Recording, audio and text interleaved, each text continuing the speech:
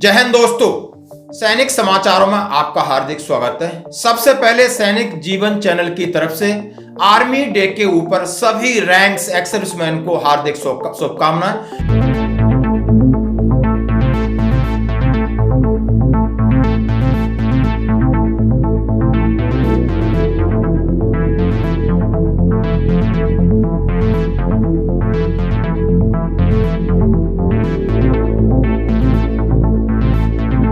और बात करूंगा रक्षा मंत्री जी की आखिर क्या थी मजबूरी। यानी रक्षा मंत्री ने पूर्व सैनिकों के लिए की घोषणा, वन रैंक वन पेंशन के ऊपर क्या कहा, रीसेटलमेंट के ऊपर क्या कहा और तमाम वेलफेयर के ऊपर क्या सपना होगा साकार। पीआईबी रिपोर्ट के साथ उनका आप वीडियो दे सकते हैं और साथ उनकी क्या मजबूरी है, क्या लाचार है, ये भी दिखाएंगे। लेकिन इससे पहले दोस्तों, आज आज मेरे लिए एक स्पेशल दिन है, क्योंकि आज हमारी रेजिमेंट का स्थापना दिवस है। मैं अपनी तरफ से, अपने परिवार की तरफ से, हमारे रेजिमेंट के तमाम एक्स सर्विसमैन, चाहे वो सेना के अधिकारी हैं, जेसीओ हैं, जवान हैं और सेवारत अफसर, जेसीओ और वार, उनके फैमिली, उनके परिवार को हार्दिक शुभकामनाएं देता हूं। अपनी मदर यानी मां जैसी यूनिट जिसने मुझे एक नया जीवन दिया, मैं उसका हमेशा कृतज्ञ रहूंगा, आभारी रहूंगा।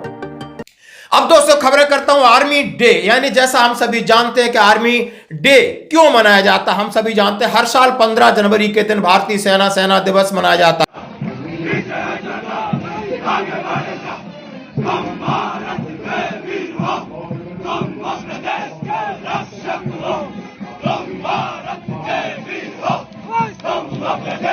है। भारतीय सेना एक पेशेवर सेना है जो देश की सुरक्षा को लेकर हमेशा प्रतिबद्ध रहती है। युद्ध लड़ना हो या देश में किसी बड़ी त्रासदी के बाद रेस्क्यू करना हो, आपात स्थिति में जल्द से जल्द जरूरतमंद लोगों के पास मदद पहुंचाती है। हमारी भारतीय सेना हर जगह मुस्तैदी के साथ काम करते हैं। देश के लिए अपना सर्वस्व न्यौछावर करने वाले, हमेशा तैयार रहने वाले, आतंकवादियों से लड़ने वाले, अपनी जान जोखिम में डालने वाले उन वीर शूरवीरों को, उन जाबाजों को मैं सैल्यूट करता हूं जिन्होंने अपने प्राणों की आहुति इस देश के लिए दी।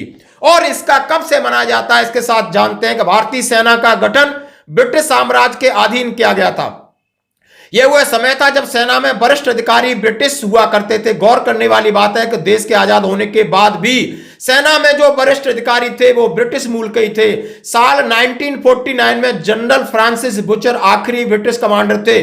उनके जाने के बाद लेफ्टिनेंट जनरल के.एम. करियप्पा आजाद भारत के पहले भारतीय सैन्य अधिकारी बने हैं। और 15 जनवरी के दिन ही K M. Cariappa general Francis Bucher ने भारतीय सेना की कमान ली थी। यह भारतीय सेना के लिए बहुत खास क्षण है। इसी दिन देश की सेना का नेतृत्व पहली बार किसी भारतीय के हाथ में पहुंचा। इसी वजह से 15 जनवरी के दिन भारतीय सेना यानी सेना दिवस मनाती है। दोस्तों, आजादी के बाद कई युद्ध लड़े, कई लोगों ने अपनी इस देश की स्वतंत्रता और अखंडता के लिए अपनी जान की कुर्बानी दी। मैं उन्हें दोबारा सैल्यूट करता हूं। और बढ़ते हैं खबरों की तरफ। हाँ जी दोस्तों, रक्षा मंत्री की खबर सबसे पहले मैं आपसे बात करूंगा। कल जैसे वेटरन्स दिवस था जिसमें आपकी एक पीआईबी रिपोर्ट भी निकल रही है और उन्होंने क्या कहा है वो आप दिल छूने वाली बातें कही हैं। उन्होंने कहा है देश प्रेम की बातें हर कोई करता है, लेकिन कहा है कि सैनिक की राष्ट्र के प्रति सोच और कर्तव्य क्या है, राष्ट्र और समाज की सैनिक के प्रति क्या जिम्मेदारी बनती है। उन्होंने इस बात के ऊपर ज्यादा जोर दिया। जैसे कि सैनिकों के उन्होंने कहा है हमारे लिए गर्व का विषय है कि मैं रक्षा मंत्री हूं। मेरे पुनर्जन्म यानी पिछले जन्म के अंदर बहुत अच्छे कर्म रहे होंगे कि मुझे सैनिक रक्षा मंत्री बनने का अवसर मिला, सैनिकों के साथ मिला। ये मैं सब सोचता हूं कि जब एक सिविलियंस जब कहीं रोड पे जाता है और एक बगल से स्पीड वाली गाड़ी निकल जाती है, वो चौंक जाता है और वो हमेशा ये सोचता रहता है बच गया, भगवान का लाख लाख शुक्र है। और ऐसे सैनिक जो हमेशा खड़े रहते हैं, गोलियां उनके आस पास साइड से निकलती रहती हैं, आखिर उनका कितना बड़ा कलेजा होगा। आखिर कोई पैसे के लिए अपने प्राण क्यों दांव पे लगाएगा। यदि सेना के अंदर ही लगाते, बाकी कोई सिविलियन है, मजदूर है, गरीबी है, भीख मांग लेता है, लेकिन प्राणों की बाजी पैसे के लिए कोई नहीं लगाता। इसका मतलब है कि देश का सैनिक अपने कर्तव्य, अपनी निष्ठा के लिए, अपने देश प्रेम के लिए डेडिकेटेड है। यानी उसको उन्होंने बोला वो देवताओं से भी ऊपर है, उन्हें भगवान का दर्जा दिया है। आखिर ये स्पीच आपने 10 मिनट की सुननी होगी और क्या मजबूरी बताई कि हम आपको ओआरओपी दिए और आगे नहीं दे पाए। क्या उन्होंने चीजें बताई कि रिसेटलमेंट के ऊपर क्या हुआ? क्या उन्होंने बताया हम वेलफेयर के लिए क्या करेंगे? जो मैंने सुना, जो मैंने समझा, वो आपके साथ शेयर करूंगा। उन्होंने क्या कहा? हमारा राष्ट्र और समाज का सैनिक के प्रति क्या कर्तव्य? सैनिक होता है वो अपना पूरा कर्तव्य निभाता है। अपनी किसी भी मुसीबत, किसी भी परिस्थितियों में आप देख सकते हो कि सैनिक राष्ट्र की सेवा के लिए तत्पर रहता है और उसका परिवार पीछे रहता है। वो परिवार की चिंता करे तो देश की चिंता छोड़ करके अपने परिवार का भरण पोषण कितनी मजदूरी करके भी कर सकता है, लेकिन जान की बाजी लगाता इसलिए नहीं कि पैसे के लिए, यानी उसका कर्तव्य निष्ठा है। और हमें इनसे सीखना होगा। यानी जब सैनिक अपना सब कुछ देश के लिए देता है तो देश उसके लिए क्या दे रहा है? उन्होंने यहां पर लाचारी दिखाई, जैसा कि वन पेंशन का उन्होंने जिक्र किया। उन्हें पता था, आज से उन्हें 4 साल पहले उन्हें ज्ञापन दिया गया था, तो उन्होंने कहा है हमें पता ही नहीं कितनी बड़ी विसंगति है, हमें पता ही नहीं कि अधिकारियों को इतना बड़ा जवानों की अनदेखी हुई है। लेकिन वो चीज 4 साल से आज तक आप वन पेंशन का गुणगान गा रहे हो। आप जब दिल से कहते हो कि मेरे पुनर्जन्मों का कुछ अच्छा कर्म है, आप 3 जजों की कमेटी नहीं आप बना सके। हमने मांगा क्या था? पैसा नहीं मांगा, आपसे बहुत बड़ा कोई गैदरिंग नहीं मांगा, सिर्फ इतना मांगा था कि 3 रिटायर्ड जज की कमेटी नियुक्त कर दीजिए और जवानों के साथ क्या अन्याय हुआ है या नहीं हुआ है उसकी वो विवेचना करते और आपके समक्ष रिपोर्ट रखते। लेकिन आपने वो बिल पावर नहीं दिखाई। आपने जब सैनिकों के वेलफेयर की बात आई तो आपने बोला कि हम उद्योगपतियों से रिक्वेस्ट कर रहे हैं, हम एनआरआईओ से रिक्वेस्ट कर रहे हैं, हम समाज के उद्यम वर्गियों से रिक्वेस्ट कर रहे हैं कि सेना के लिए वो कुछ करें। यानी आपकी मजबूरी है। साथ ही इन्होंने कहा कि जैसे ही देश तरक्की करेगा, देश में विकास की गति बढ़ेगी, तो उसके पैरेलल हम सेना और सैनिकों के परिवार की देखभाल करेंगे एज ए रक्षा मंत्री, एज ए सरकार। लेकिन सरकार अभी भी डिपेंड है उद्योगपतियों के ऊपर। उन्होंने कहा है ये देश परिवार रक्षा करने के लिए, उन्होंने कहा है कि मैं जैसे ही देश का विकास होगा सेना के वेलफेयर जैसे से बढ़ता रहेगा। हमने एनआरआई हैं जो नॉन रेजिडेंट ऑफ इंडियंस हैं, बिजनेसमैन है, उन्होंने कहा है कि सैनिकों के कल्याण के लिए आगे आए। और उन्होंने कहा है कि सरकार का ही कर्तव्य नहीं है, समाज का भी कर्तव्य है। समाज के हर वर्ग का कर्तव्य है कि समाज और देश की रक्षा के लिए सैनिक अपनी प्राणों की आहुति देता है तो हमें उसके लिए आगे आके काम करना होगा, उसके परिवार के उत्थान के लिए काम करना होगा। उन्होंने बोला उनके 2-4 चीजें बोला कि पैसे के लिए प्राण देना हो, उनकी जीवन की गहराइयों के बारे में आज बात बोला कि उनके जीवन में इतनी गहराई होती है शायद वो सैनिक ही समझ सकता है कि कितनी विविध परिस्थितियों में होकर राष्ट्र के लिए वो हमेशा समर्पित है। ये बात सत्य है। यह बात सत्य है कि भारतीय सेना का जवान सबसे ज्यादा डेडिकेटेड है और सेना का जवान राष्ट्र के प्रति नहीं, अपने सीनियर के लिए भी, सेना के उच्च अधिकारियों के लिए भी है। उसकी बात और विनम्रता और उसका रेस्पेक्ट की आप शायद कीमत बहुत कम लगा रहे हो। इसमें उनकी मायूसी भी झलकी। उन्होंने अपनी आत्मीयता से personal being a civilians, being a human being, उन्होंने बहुत अच्छा जोड़ा। दिल से बातें कहीं, दिमाग से नहीं कहीं। लेकिन एज ए रक्षा मंत्री जी जो आप कहा उसमें उनकी मायूसी साफ झलकती है। आप इस वीडियो को जरूर देखना, मैं आपसे रिक्वेस्ट करता हूं। उन्होंने कहा है कि धन्य है कि ऐसे सैनिक कैसे मोटिवेट रहते हैं जिन्हें रोज अपनी मौत का सामना होता है और उन्हें परिवार की भी याद रहूं। कहते हैं मैं रहूं न रहूं, मेरा देश रहना चाहिए। और ये एक वीडियो है जो आपके सामने प्रस्तुत करता हूं।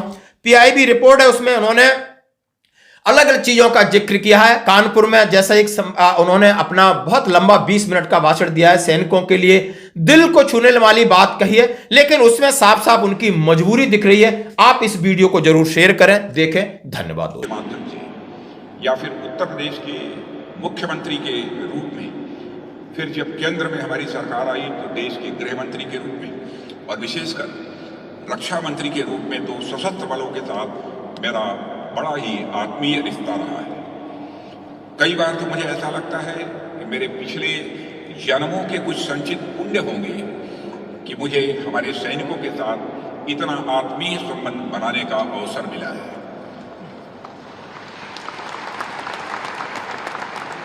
देवियों व सज्जनों, जब भी मैं अपने सैनिकों के बीच जाता हूं तो मुझे हमेशा इस बात की उत्सुकता रहती है कि मुझे आज उनसे बातचीत करने का अवसर मिलेगा और मुझे आज उनसे मिलने का अवसर मिलेगा। आज वेटरन्स डे है। आज भी जब मैं आप सबके बीच यहाँ उपस्थित हूँ तो मुझे उस कृतज्ञता की अनुभूति हो रही है जो इस देश के नागरिकों को अपने सैनिकों के प्रति स्वाभाविक रूप से होती है। इस देश का हर नागरिक, चाहे वह किसी भी क्षेत्र से संबंधित हो, अपने सैनिकों के प्रति एक स्नेह रखता है। इसलिए आज वेटरन्स डे के अवसर पर मैं कृतज्ञ राष्ट्र की तरफ से अपने सभी पूर्व सैनिकों को देश की उनकी सेवा के लिए नमन करता हूं। साथियों, सैनिकों के साथ हमारा आत्मीय संबंध तो है ही, लेकिन हम यदि कभी एक सैनिक के पर्सपेक्टिव में सोचें तो हमें देश के प्रति उनके इमोशंस की गहराइयों में उतरने का मौका मिलेगा। उदाहरण के लिए, सेना का कोई जवान कारगिल की चोटियों पर तैनात है, तो नेवी का कोई सेलर हिंद महासागर की गहराइयों में हमारी सुरक्षा कर रहा है, तो वहीं पर कोई एयर वॉरियर किसी सुदूर एयरबेस में हमारी वायु क्षेत्र की सुरक्षा कर रहा है। कई बार मैं ये कल्पना करता हूँ कि जब यह सैनिक अपने कर्तव्य का निर्वाह कर रहे होते हैं तो उन्हें यह खतरा तो बना ही रहता है कि दुश्मन की कोई गोली कभी भी और कहीं से भी आ सकती है और उनके प्राण ले सकती है। स्वाभाविक है कि सशस्त्र बलों का जो कर्तव्य है, उनका कर्तव्य ही कुछ ऐसा है कि उनका प्रतिपल मृत्यु से आमना सामना होता ही है। आप एक आम नागरिक को देखें, वह सड़क पर चल रहा हो, उसके बगल से कोई बहुत तेज गति से गाड़ी निकलकर चली जाए, वह एक तरह से सदमे में आ जाता है। यदि यह गाड़ी थोड़ी सी और दाएं तरफ होती या बाईं तरफ होती तो शायद उसका जीवन समाप्त हो गया होता। वह कई दिन तक इसी सोच में पड़ा रहता है। लेकिन आप उस सैनिक के बारे में सोचिए जिसका सामना हर पल मृत्यु से हो रहा है, तो उसके अंदर एक मनोवैज्ञानिक दबाव तो आता ही होगा। साथियों, उस सैनिक के मन में अपने अस्तित्व को लेकर कभी कभी यह सवाल तो आता ही होगा कि आखिर मैं कौन हूं और मैं ऐसा क्यों कर रहा हूं, मैं क्यों हमेशा अपने जीवन को मैं दांव पर लगा रहा हूं। पैसे के लिए कोई व्यक्ति प्राण देने का खतरा उठाए, ऐसा तो आमतौर पर देखने को नहीं मिलता है, क्योंकि आप चाहे कितना भी पैसा कमा लें, यदि आपका जीवन ही नहीं रहेगा तो आप उस पैसे का करेंगे क्या। इसलिए पैसे का रोल तो यहाँ पर है ही है नहीं, इसलिए पैसे का रोल तो यहाँ पर है ही नहीं। इसलिए मैं कभी कभी यह कल्पना करता हूँ कि वह सैनिक जिसका रोज मृत्यु से सामना हो रहा है, वह आखिर अपने को कैसे मोटिवेटेड रखता होगा और क्या सोचता होगा। क्या वह उस समय सिर्फ अपने परिवार की सुरक्षा के बारे में सोच रहा है? क्योंकि यदि वह अपने परिवार की सुरक्षा के बारे में ही सोच रहा होता तो वह सेना में क्यों आता? वो अपने परिवार की सुरक्षा अपने परिवार के बीच रहकर ज्यादा अच्छे तरीके से कर सकता है। क्या वह अपने जात या अपने पंथ की सुरक्षा के बारे में सोच रहा होगा? यदि वह अपने जात पंथ के लिए सोच रहा होता तो अपने क्षेत्र में रहकर उनके लिए वह काम करता। वह सैनिक वहां पर खड़ा होकर क्या सोचता होगा और वह किनके लिए अपने प्राण दांव पर लगा रहा है। साथियों, मुझे ऐसा लगता है कि उस समय एक सैनिक परिवार जाति और पंथ जैसी सोच से कहीं ऊपर उठकर पूरे राष्ट्र के बारे में वह सोचता है। वह जानता है उसकी जाति, उसके परिवार व उसके पंथ, इन सब का अस्तित्व इस राष्ट्र के अस्तित्व से है। यदि यह राष्ट्र सनातन रहा तो यह सारी चीज भी सनातन रहेगी, यानी नित्य नूतन और चिर पुरातन रहेगी। इसलिए इस राष्ट्र के अस्तित्व को बनाए रखने के लिए, इस राष्ट्र की जीवंतता को बनाए रखने के लिए उसे वह नैतिक बल मिलता है जिस कारण वह मौत का भी सामना करने को सदैव तैयार रहता है। उस सैनिक का सबसे बड़ा धर्म यह हो जाता है कि मैं रहूं या न रहूं, मेरा देश रहना चाहिए, क्योंकि इस देश की निरंतरता में वह भी जीवित रहेगा और उसका नाम भी जीवित रहेगा। साथियों, यह तो एक सैनिक के अपने राष्ट्र के प्रति सोच है जो हमारे समाज व राष्ट्र की निरंतरता को बनाए रखने के लिए अपने भौतिक जीवन तक को कुर्बान करने को सदैव तैयार रहता है। तब प्रश्न यहाँ यह आता है कि जब एक सैनिक अपने राष्ट्र और समाज की रक्षा के लिए इतना तैयार रहता है तो एक राष्ट्र और समाज के रूप में हमारी उस सैनिक के प्रति क्या जिम्मेदारियां होनी चाहिए। साथियों, मुझे ऐसा लगता है कि एक राष्ट्र के रूप में हमारा कर्तव्य यह होना चाहिए कि हम उस सैनिक के साथ तथा उसके परिवार के साथ ऐसा व्यवहार करें कि आने वाली कई पीढ़ियों तक जब भी कोई व्यक्ति सैनिक बने तो उसके मन में यह भाव रहे कि यह देश उसे अपना परिवार मानता है। यह देश किसी भी मुसीबत में अकेला हमें नहीं छोड़ने वाला है, यह भाव उसके अंदर होना चाहिए। उसे यह लगे कि उससे पहले जो लोग सैनिक रह चुके हैं और उन्होंने राष्ट्र के लिए जो अपना सब कुछ समर्पित किया, उसके लिए उन्हें पूरा राष्ट्र कृतज्ञता से नमन करता है। हालांकि सरकार पूर्व सैनिकों के प्रति अपने कर्तव्यों का जहां तक हो सकता है निर्वाह करती है।